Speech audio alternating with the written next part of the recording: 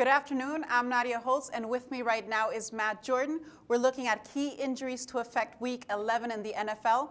Matt, welcome. It's really nice to have you with us. I'm glad to be here. Excellent. So, Matt, for the second straight week, an NFC division leader and Super Bowl hopeful has lost its quarterback. Can the Cardinals win the conference without Carson Palmer? Well, I thought the Eagles could when we talked about this last week with them. I do not think Arizona can. It's really a shame, too, because Palmer was playing well, and no team has ever hosted the Super Bowl in its own stadium and then played in it. And of course, the Super Bowl this year is in Arizona. They got a pretty big division lead now. I don't even know if they'll cough that up, but I just don't see them beating Seattle or Green Bay or Philadelphia or San Francisco or even Detroit in the playoffs without Palmer. I mean, Drew Stanton, his backup, he's been okay, but he's really inaccurate. And Arizona's won a really lot of close games, and eventually it's going to catch up to you, and I think it will. I think it will here the next couple weeks. Okay, we also have another quarterback, Cam Newton, on your list. Can you tell us about him?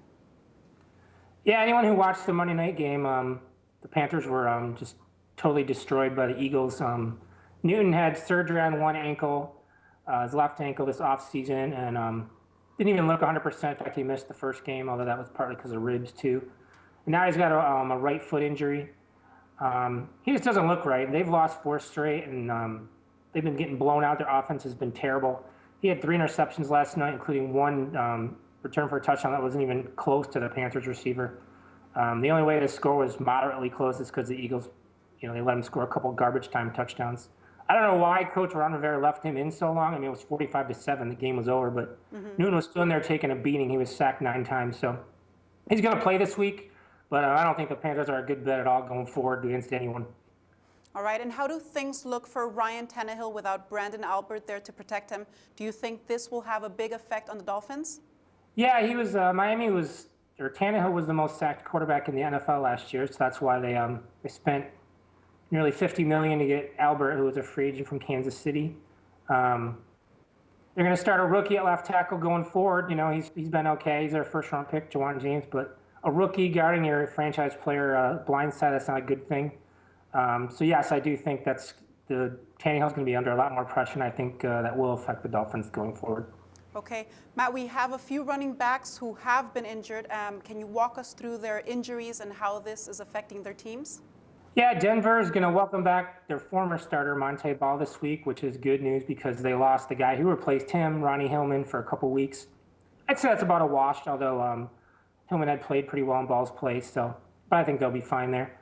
The Giants have been just looking terrible in their 4-game losing streak. They'll get Rashad Jennings back this week. He's their starting running back. He was off to a really good start, and the Giants were 3-2, and they've lost 4 straight without him, and they can't run the ball, so he can only help.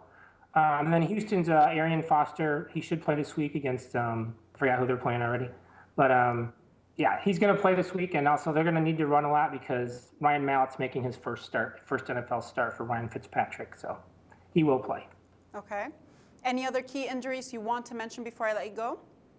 Yeah, just 2 things happened earlier today after the story had been posted. The Jaguars lost arguably their best receiver, Allen Robinson, to a broken foot. He's done for the year. You shouldn't be betting on Jacksonville anyways at this point, so they're just going to make less sense to bet on them now. Against them, yes, not on them. And then 49ers linebacker Patrick Willis, one of the best in the NFL. Surprisingly, he's just been ruled out for the season as well. That's a really big loss. So I would keep an eye on 49ers defense. Might be looking at a few more over totals the rest of the season. Okay, Matt, thank you so much for your valuable feedback. We appreciate it. The SBR Network offers free sports picks and game breakdowns, big money free betting contests year-round, a real-time Vegas-style odds monitoring service, and much more. So come see for yourself. To stay updated on SBR news and promotions, follow us on Twitter, Facebook, and Google+, and do be sure to subscribe to the Sportsbook Review YouTube channel to catch all our daily sports shows.